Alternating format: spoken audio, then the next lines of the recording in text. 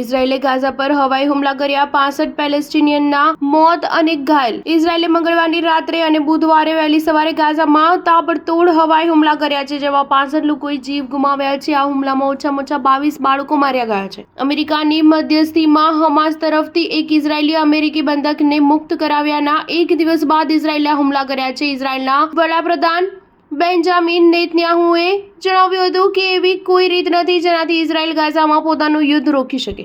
આ નિવેદન સાથે બંને દેશો વચ્ચે યુદ્ધ વિરામની આશાઓ પર પાણી ફેરવી ગયું છે.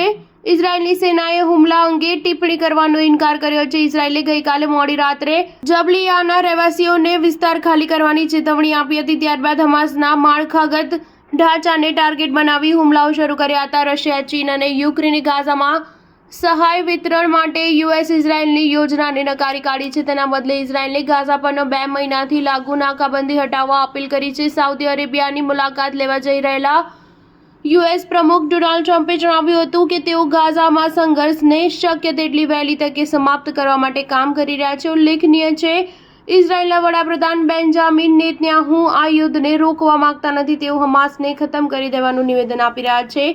ગાઝાના આરોગ્ય મંત્રાલય અનુસાર ઇઝરાયેલ અને હમાસ વચ્ચેના યુદ્ધમાં ઓછામાં ઓછા 52,908 સ્થાનિકો માર્યા ગયા છે અને 1,19,721 ઘાયલ થયા છે. સરકારી મીડિયા ઓફિસરે મૃત્યુઆંક 61,700 દર્શાવ્યો છે. વધુમાં જણાવ્યું હતું કે કાટમાળ નીચે ગુમ થયેલા હજારો લોકોને પણ મૃત જાહેર કરવામાં આવ્યા છે. સ્ટાર ન્યૂઝ 7 હંમેશા સચ્ચાઈની સાથે.